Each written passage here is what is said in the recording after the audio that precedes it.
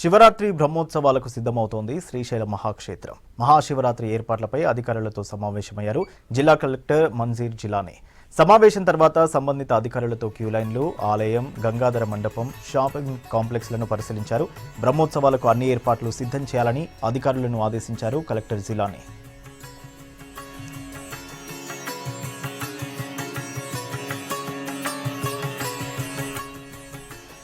అయితే బ్రహ్మోత్సవాల సమయంలో ఆలయంలోని అన్ని ఆర్జిత సేవలు తాత్కాలికంగా నిలుపుదల చేయనున్నారు అధికారులు. 7 నుంచి 21 వరకు స్పర్శ దర్శనం నిలుపుదల చేస్తారు. ఇక భక్తులందరికీ అలంకార దర్శనానికి అనుమతిస్తారు. శివస్వాముల కోసం 11 నుంచి 15 వరకు గర్భాలయ స్పర్శ దర్శనాలకు అనుమతిస్తారు.